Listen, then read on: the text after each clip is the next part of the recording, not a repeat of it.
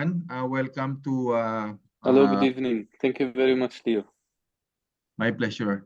Welcome to IIRSM Qatar branch monthly meeting. And today we're happy to have with us our member, and of course, he volunteered to be our speaker for tonight.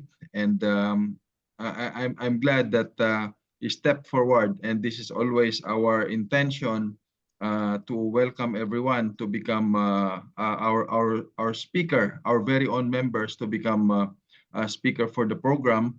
And so this is a very good start after the visit of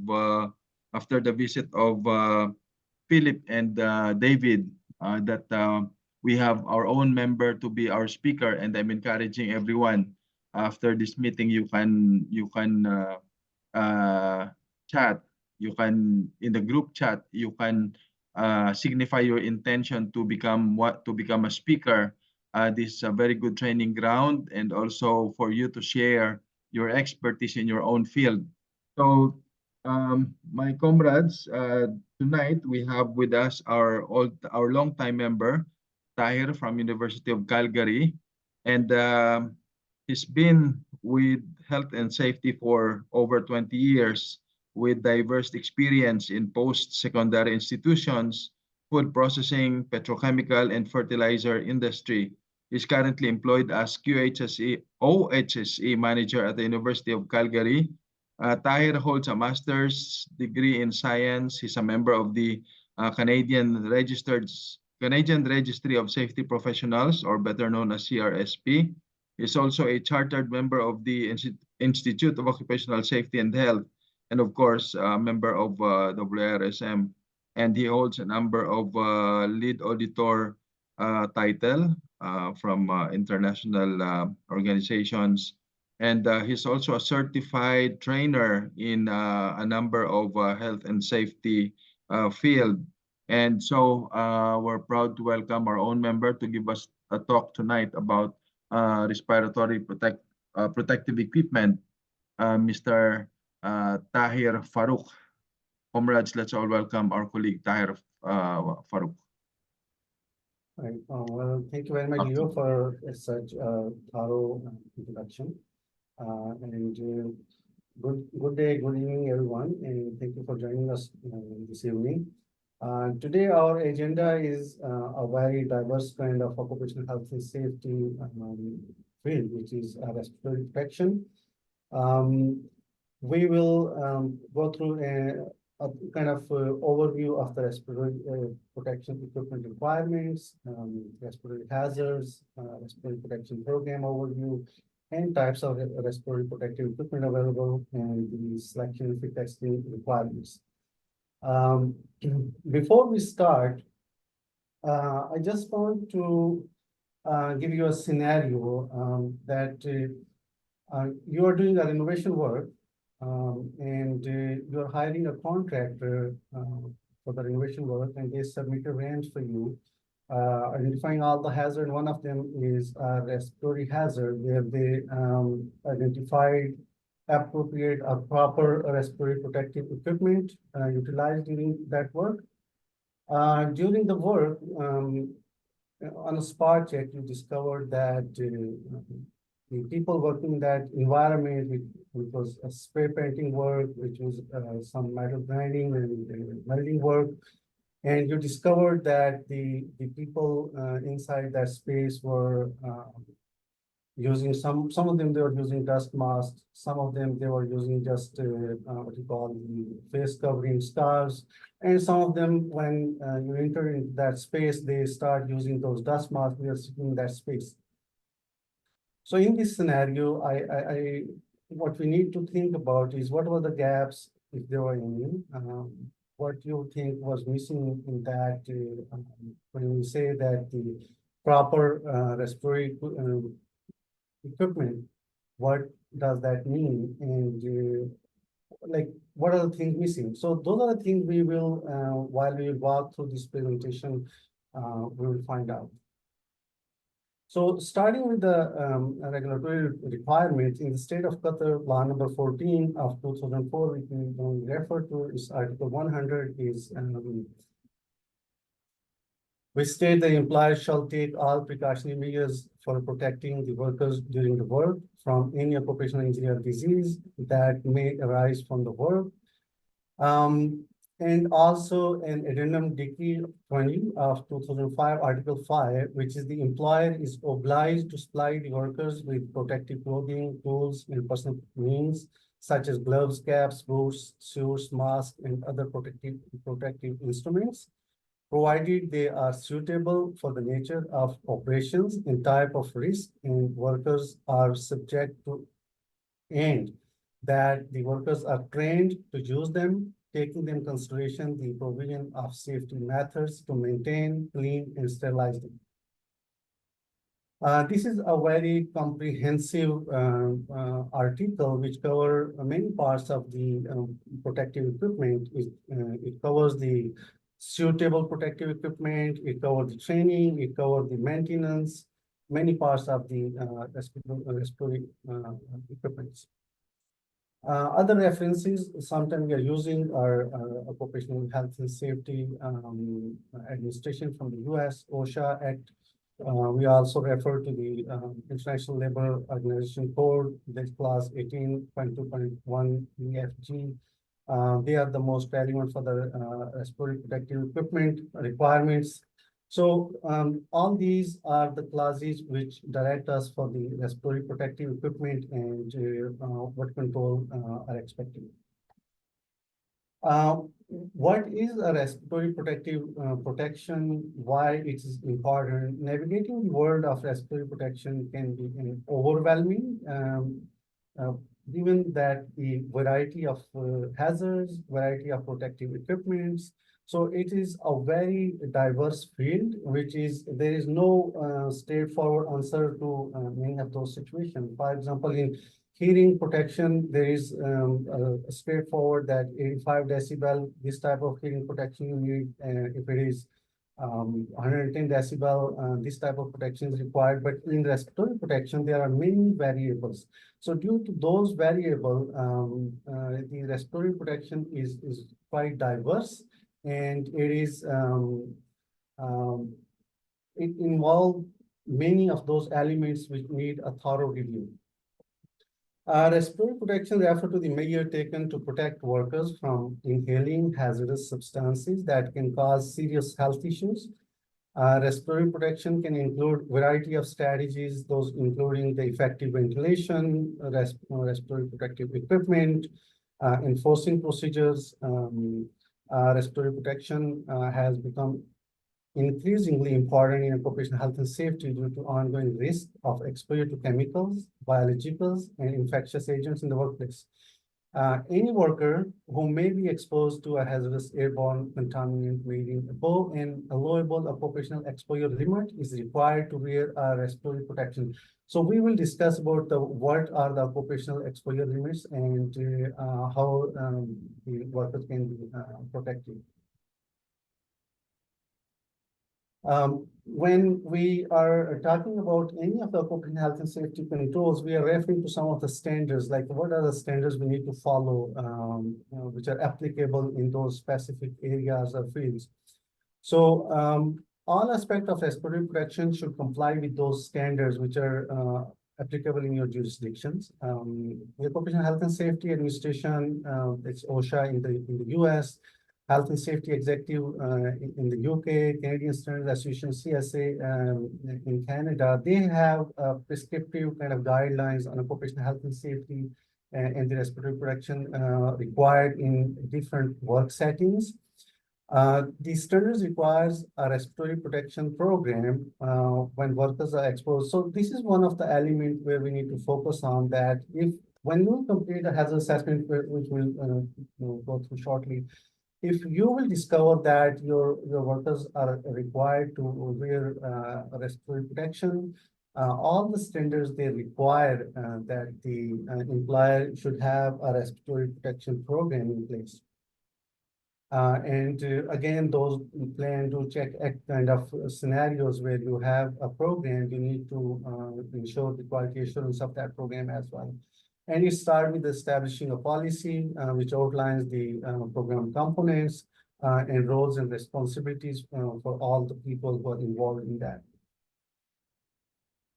What should be in the respiratory protection program that should include the roles and responsibilities of both the employer and the workers, supervisors, hazard assessment process, selection of appropriate respirator. So when we say the appropriate, that we need to go through that whole selection process,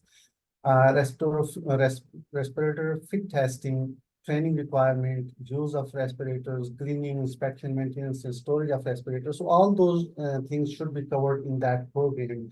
Then in some of the boards are very specific about the health surveillance of the in those work settings. For example, the asbestos or silica, those kind of scenarios, the health surveillance is required.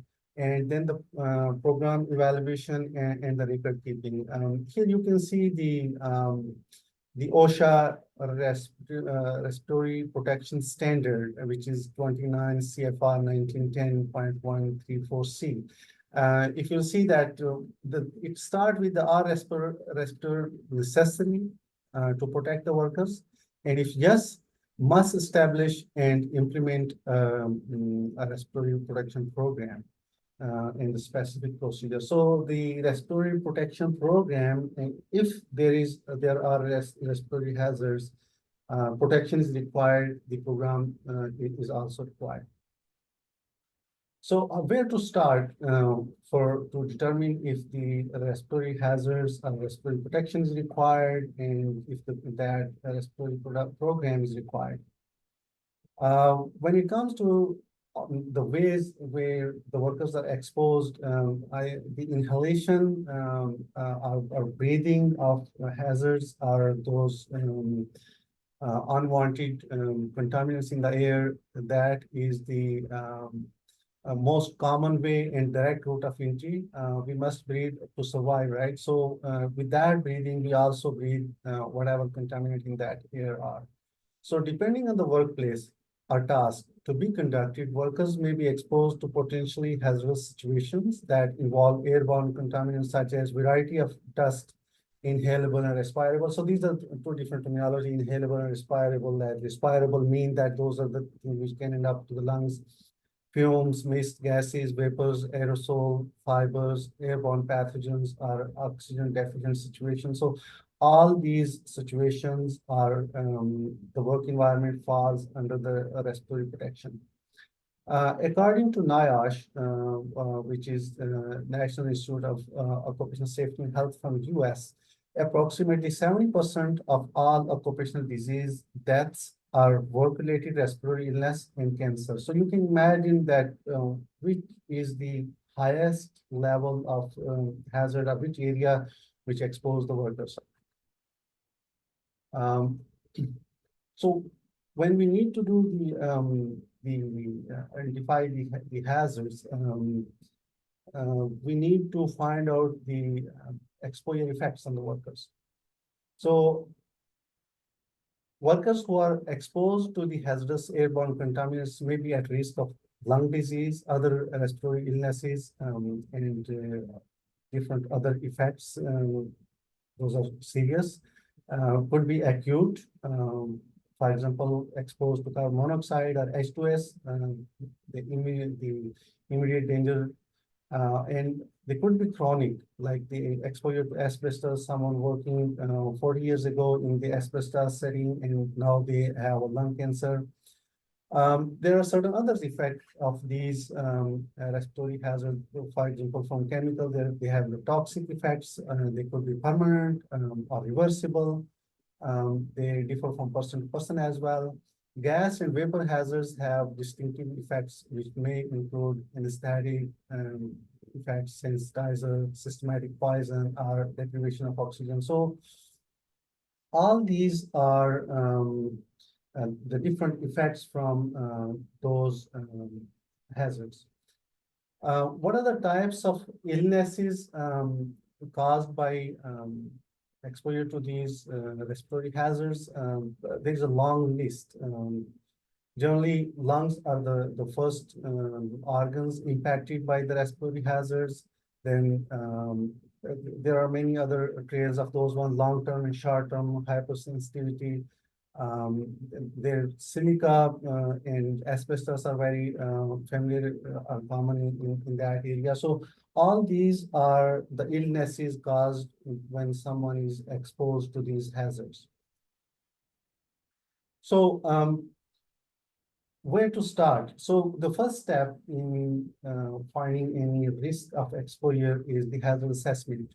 So the first step is must identify and evaluate the respiratory hazards in the workplace, including a reasonable estimate of employee exposure and identification of those contaminants, chemical state and physical form. So what are their chemical states? Like are the organic or inorganic? Their volatile organic compounds, what type of hazards are they, what is their physical form, are they particulate? To find out those ones, then how and where to start these hazard assessment to identify those respiratory hazards? We need to find out if we are in an industry where any regulation or legislation applies. For example, if you're working in pesticide industry, if you're working in asbestos or crystalline silica setting, if we have a welding environment where people are exposed to hexavalent chromium, so we need to find out if there is any regulation or standard applied, because all these standards for example, asbestos, it is completely separately regulated in many jurisdictions. So we need to find out if there are any specifics related to your industry. We need to estimate the exposure of the workers. Consulting the safety data sheets, what chemicals we are using in our workplace, what are those, the potential, what are the recommendations from the manufacturer of those safety data sheets, what controls are required, what respiratory protective equipments are recommended. Then history of that industry, that is another way to look for data from other trade organizations, like what the other sister organizations are doing. So for the safety professionals, generally there is a term used that what you will say in front of a judge. So justifying all those possible avenues that you explored, that there was a risk or not. Then different types of surveys, observing the process for see, feel, or smell. If there are any gases or leakages, you can observe. And the last thing, you won't like it, but sometimes workers' health complaints, those are the indicative that there is something wrong in the environment. So you need to look for those ones. So these are the places where you need to start that, okay, there is something we need to go to the next step.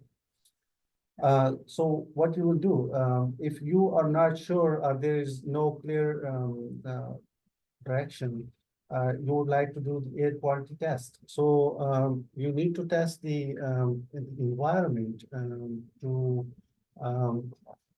see there are different standards to find out.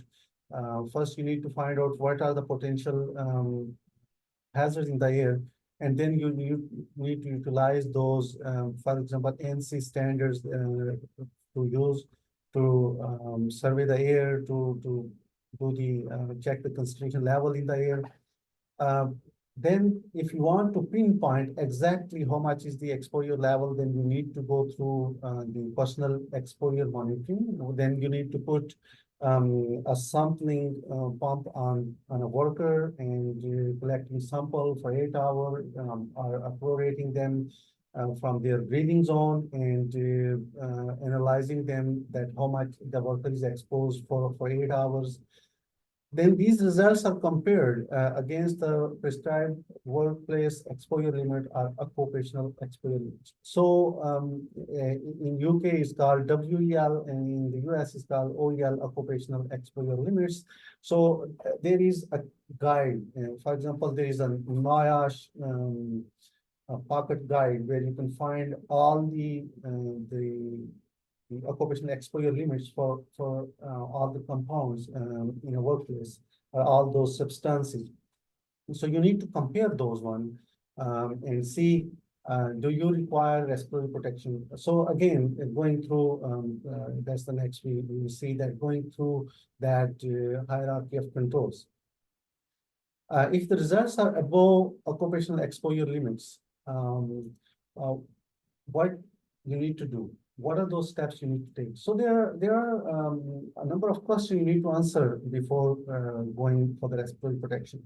So you need to check what are the airborne contaminants are expected. Are they organic, inorganic? What is their occupational exposure limit? What is the expected concentration of those ones? Do they cause any oxygen deficiency in the work environment? Is there any potential for an explosive atmosphere due to the addition of those contaminants in the air? Is there sufficient oxygen? Are those contaminants displacing oxygen from the environment? Is the concentration of those contaminants is immediate dangerous to life or health? So to determine that, one will direct what type of respiratory protection or intervention is required. Is there a potential for an emergency? So if, for example, you in that work setting, if though that chemical or that agent or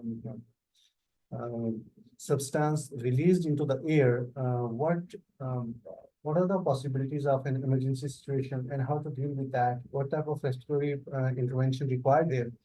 What is the physical form of the contaminant? Are the gases, particles, vapors? Because the gases require different types of mask. Vapors require different, and particles they require different types. So those things will help to narrow down the selection of respiratory protection. Then the conducting the personal exposure monitoring, some like the personal sampling of the workers, that is the best way to determine the kind of very close exposure.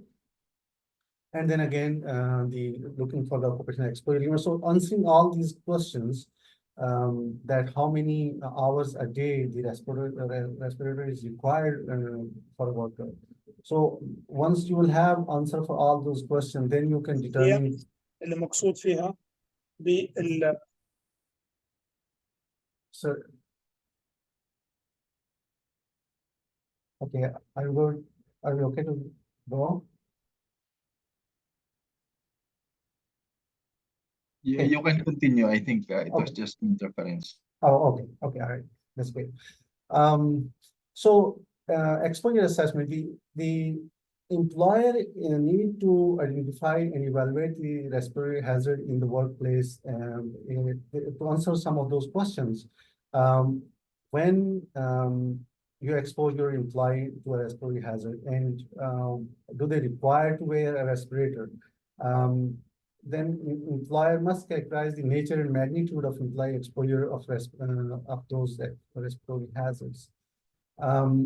And then when you must conduct an exposure assessment, for example, a substance specific standard applicable on that, for example, asbestos, lead, are there any specific standards related to that?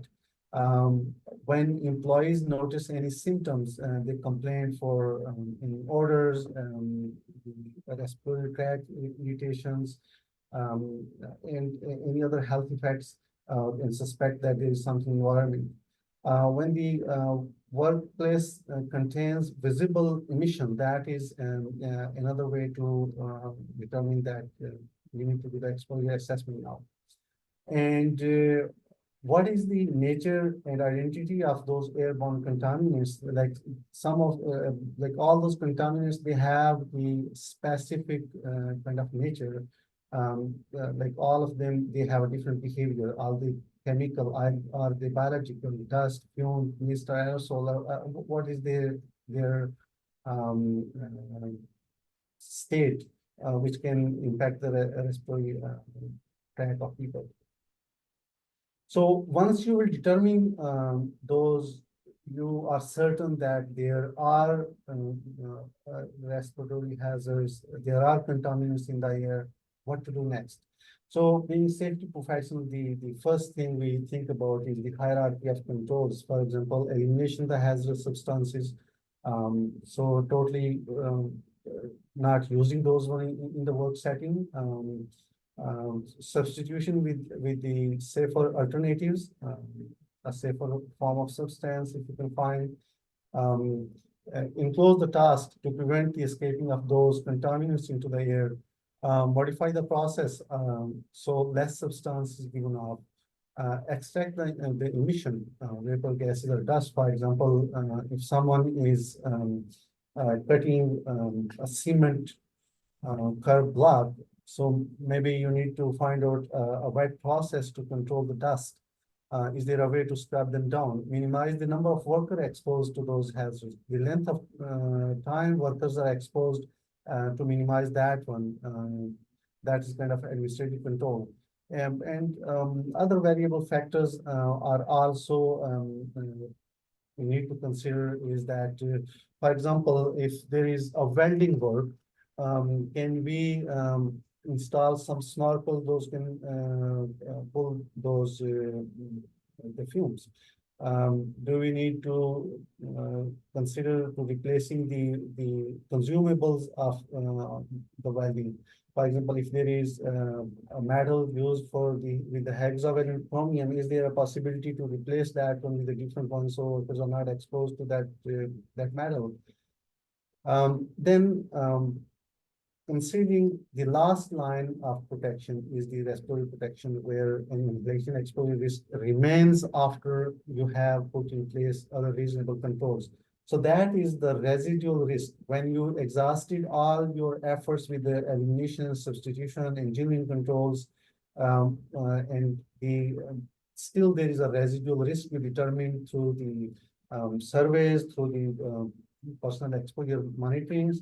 You determine that still the respiratory protection required. So there you go. We need to put a respirator on. So what is a respirator? So one of the most important element of respiratory protection is the use of respirators. It's a device putting on the face with the proper seal. It filter out the harmful dust, fog, or fume, whatever is the toxic contaminants in the air, it filters out. If it is, number one, is compatible with those contaminants and burn properly. So these are the two key things. Then to protect the workers against those variety of airborne, we protect their acute or chronic effects.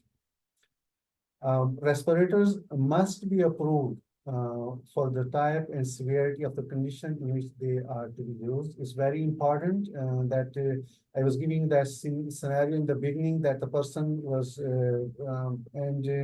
for example, the safety person there is saying that the dust mask are appropriate control, are the proper respiratory protection. That's something we need to think of. So when someone is wearing a respirator, there are two very critical elements of the respirator. One is the face seal around the face and the filter. These are the two critical elements. It doesn't matter if you buy whatever type of respirator, if those two things are not done properly, there's no face seal, or if the filter is not compatible with the air contaminants, the most expensive respirator will not work. So, what are the respiratory protective equipment? So there are a variety of these RPEs available depending on your work scenario. It maybe your work scenario just require N95 filter. That's all. maybe that require SCBA. So there are a variety of those equipment. They are very specialized, but we need to know that how they are compatible with your contaminants. So these there are in the air purifying, there are two main types: the air purifying respirator and air supplying respirator in the breathing apparatus. So air purifying, those are powered and non-powered, both types. Those, again, they filter the contaminants from the ambient air. They use the filter cartridge canister. The power, so the non-powered one depends on your inhalation or breathing power of the breathing. But the powered one, they're using a motor to pass air through the filter to give supply of clean air to the user. So that is, they do the same, the purpose is same, filtration of air, but one is depending on the non-powered in the powered one. Then there are supplied air respirator, we will review those one as well, and the breathing apparatus, which require quality air, which is supplied from an independent source, from a compressor, from a cylinder. So that those are the air supplied respirator, and there is also a combination of air purifying respirator and the CBAs. So to begin with is the half mask respirator, which are very common. For example, N95 mask, the half face mask. You would have seen many people are wearing in the work settings. The N95, they are disposable filter face piece. They do not protect against gases and vapors. The reusable half face piece respirator have replaceable cartridges or filters. They cover the nose and mouth, and they are good against gases, vapors, and particles, given that they are compatible with the concentration in the air with the ozone protection factor as well. Again, tight seal is the most important part, the fit testing for these respirators. If they are not fit tested, or if they're not making proper seal, they will not provide the required protection. Then the full face piece respirator, these are reusable and have replaceable filters, cartridges or canisters. The face piece covers the face and eyes. So these are good in environment where there are hazards for the eyes. The face piece extends around the entire face to cover the eyes, nose, chin, and mouth. Some advantages of full face piece respirator include the superior seal they provide, therefore offering more protection than half mask air purifying respirator. They also protect the eyes and face from irritating vapors, mist, and splashing chemicals. So these are some of the advantages, but there are some disadvantages with these ones. We will shortly review those ones as well, because then they, if someone is wearing other PPE, they're required to wear the prescription glasses, how to deal with them. Then another type is powered air purifying respirator. These are have a battery and a blower which pull the air from outside and going through the filter, that not depends on the breathing power of the person. It's fly air into the inside that mask.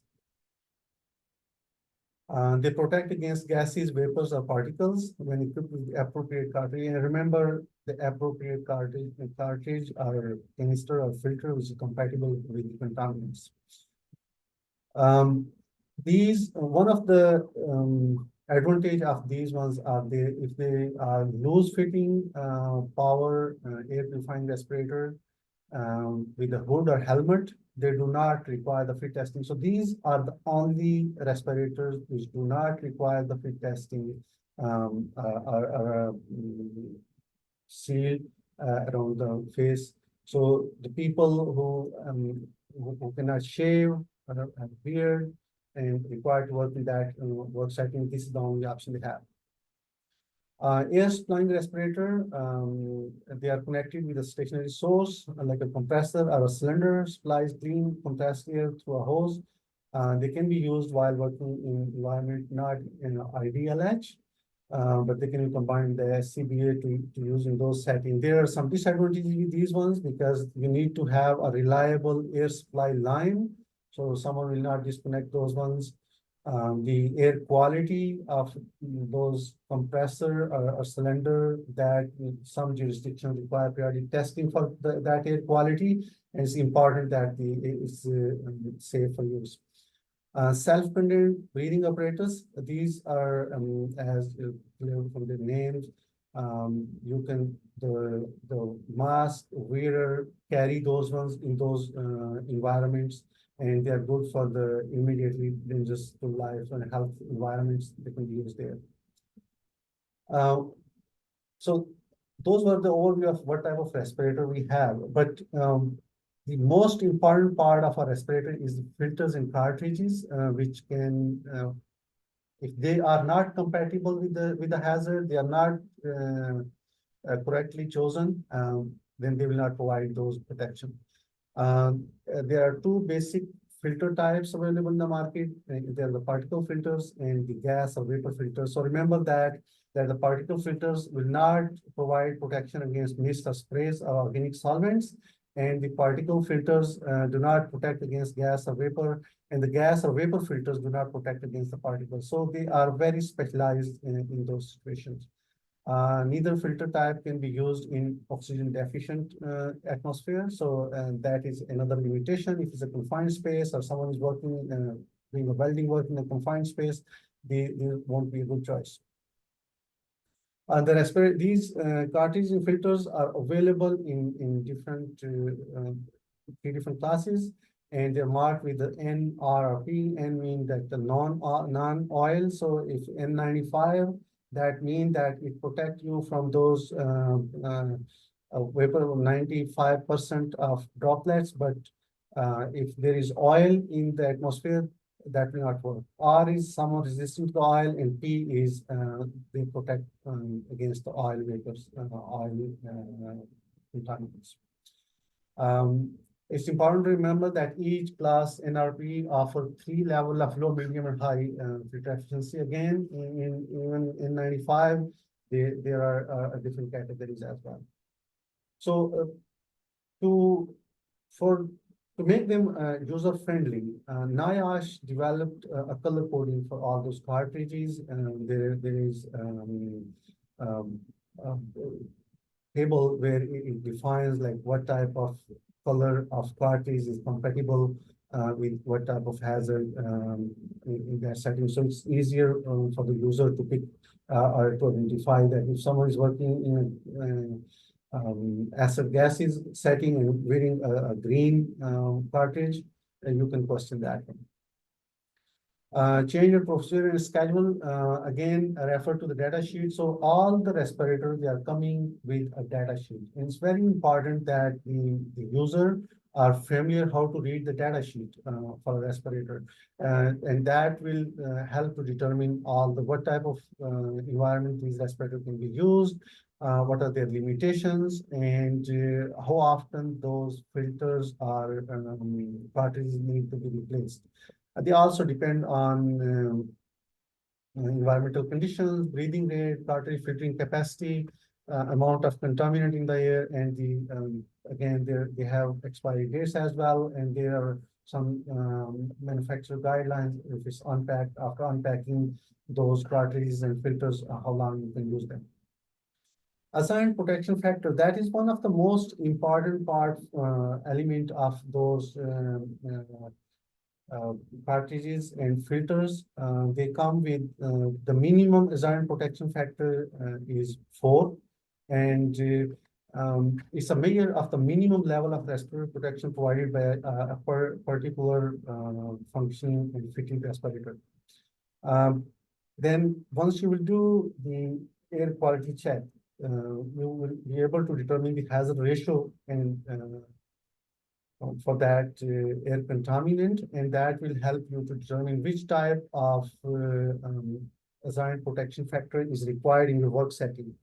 For example, if the occupational exposure limit of ammonia is 25 ppm for 8 hours, and you conducted a survey which determined that it is 250, so you require minimum assigned protection factor of 10.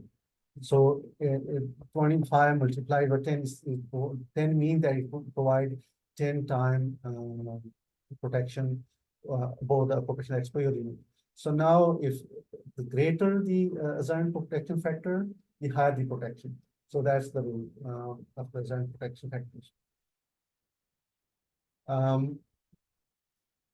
So the RP should be adequate for the hazard or the contaminant in the air. They should be should be matching with the hazard. They should be suitable for the intended user, like the person, his health conditions, his abilities. It will not compromise. It will not add another risk to that person. They should be certified with a CE marking or approved type standard in your jurisdictions, and be used by properly trained people who are supervised, and be properly stored, cleaned, checked regularly to ensure they are effective. Selection of respiratory protection, again, there is a process for the selection. There should be a correct match between the hazard and the respirator. Then the degree of severity of the hazard. As I mentioned, if it's 250 ppm ammonia, maybe up to 250 ppm, the assigned protection factor 10 will work. But if it's 300 ppm, what you'll do, then you need to find out a higher assigned protection factor for that specific respirator in that specific work setting. Only certified respirator should be used. They should have those certification markings, understanding the assigned protection factor, and selection from different model size that fit with the employee. So it's important to note that all different manufacturer have a different sizes. So if small from one, for example, from one manufacturer, small size don't not necessarily equivalent to the small size for another one.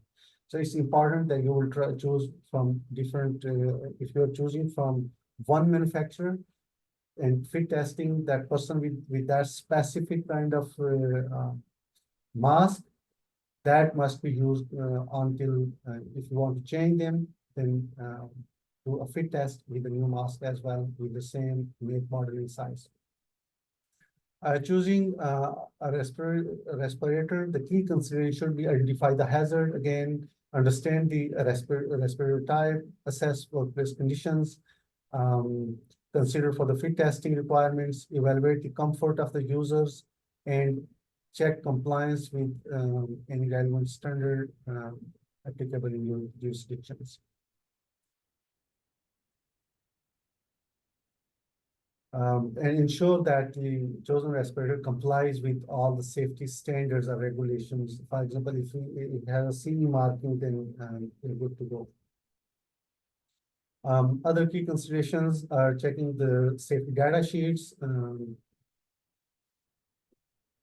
like what type of chemicals you are using, and the safety data sheet have a recommendation what type of respirator are fit for that chemical.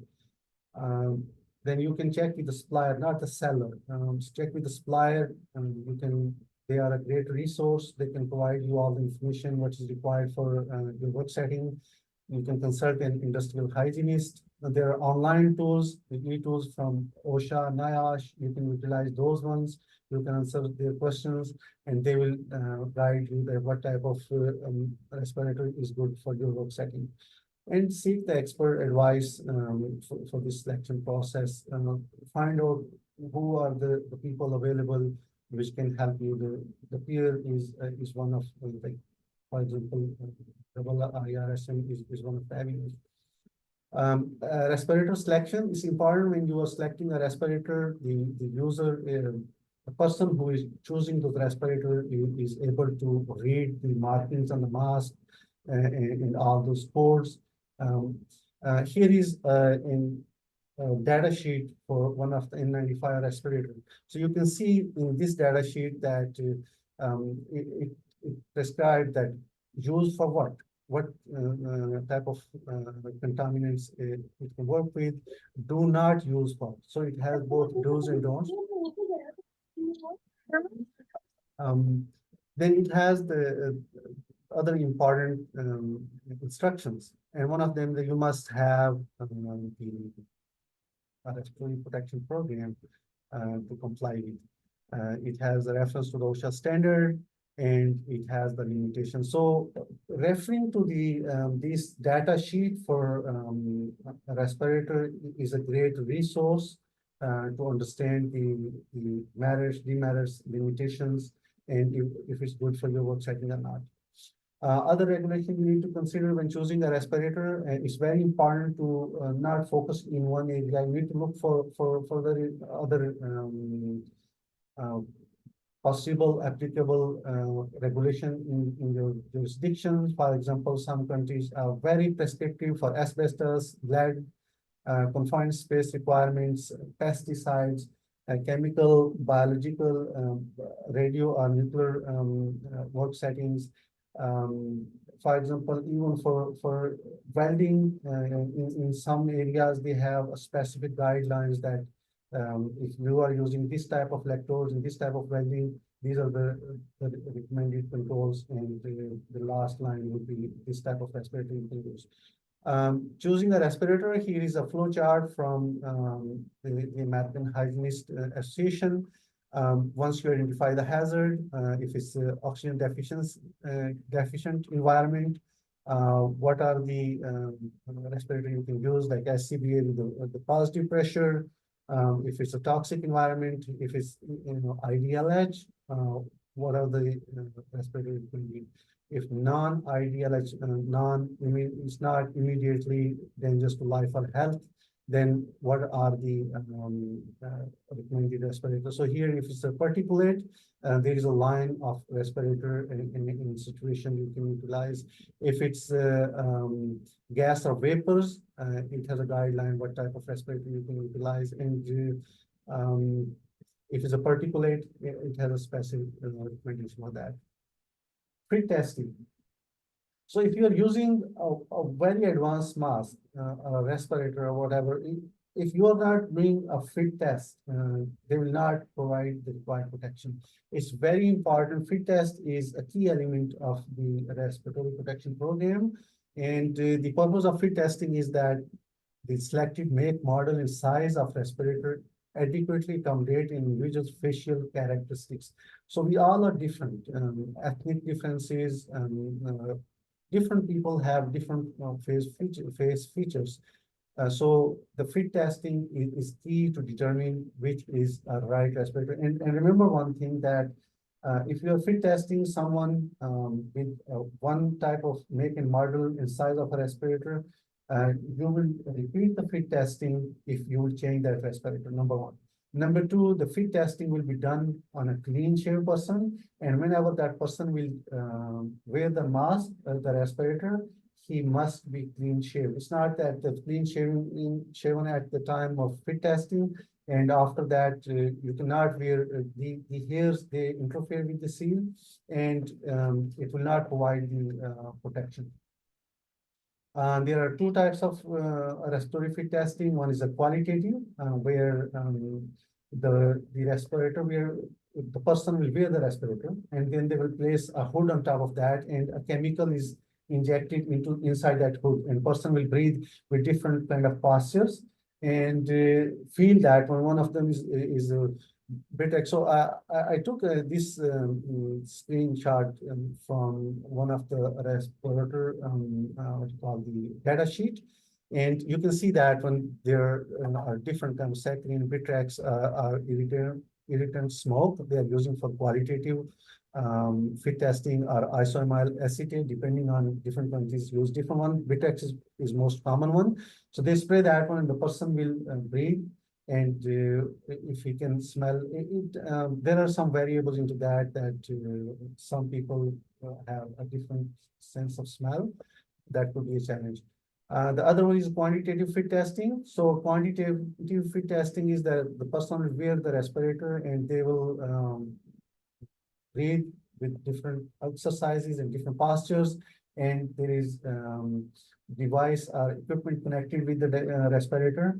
It's called the porta count, and it will count the number of particles inside the mask and outside in the environment. So that will determine if there is a proper seal or if there's any leakage around which can let those particles inside the mask.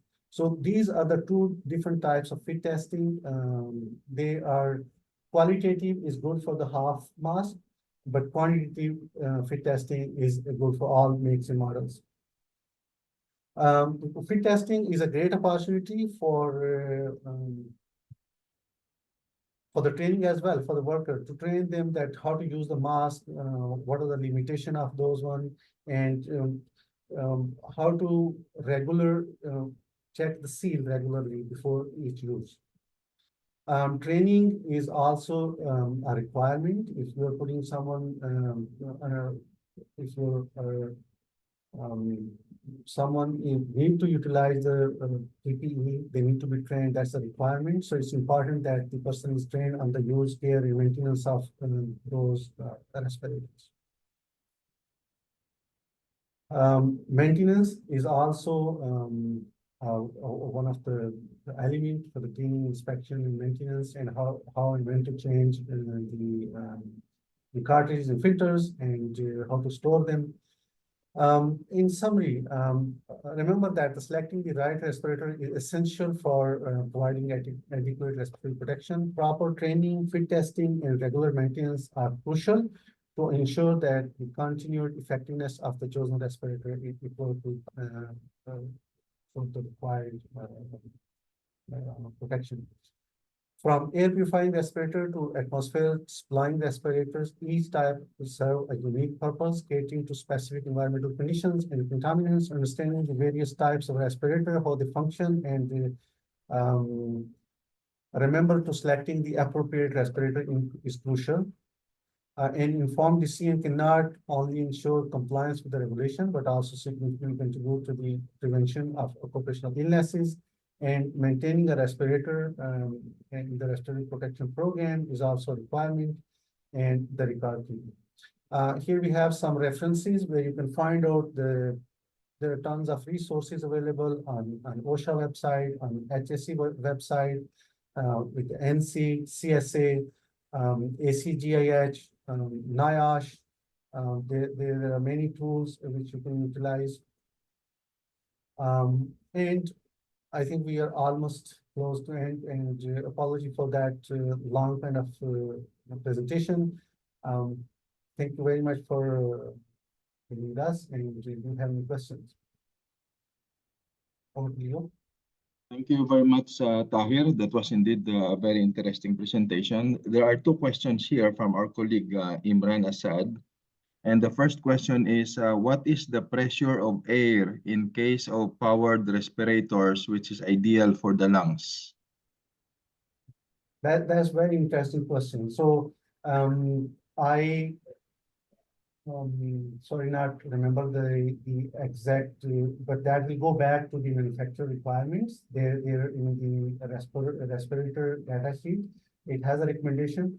I don't exactly remember, but it varies in different jurisdiction. It varies. That's what I remember. So I can find out that answer for you if you are looking for a specific jurisdiction, because OSHA have a different, HSE have a different, so you can find out on their website as well. Thank you, Tahir. Another question is, which is better, powered ones or the one which initiates with our inhalation? Well, it depends. Powered ones are more kind of, if I am a user, I would prefer those ones, but there's a disadvantage with them because you're carrying those batteries on your pad, and there is a limitation with them because if the battery is not charged and you are working that work setting, it will give you a false sense of kind of safety. it will not provide you the right protection. So the battery charging checking is a continuous requirement. And the other issue is you are wearing that on like in a half face mask, or it's on your face. But for the battery one, you're packing that on your back and carrying all the time. So depending on your work setting, if it's congested, there could be some challenges. Thank you, Tahir. I think Imran raised his hand. Yes, Imran, go ahead if you have insight or further question. Yeah, thank you, Mr. Tahir, for the explanation. Regarding question number 1, I asked because in our workplace we used to have a pressure of around 1 bar. So I just wanted to understand whether it is ideal or whether it will damage the lung or whether is it insufficient. So that was my query. Anyway, thank you so much. And I would surely like to have the actual ideal pressure.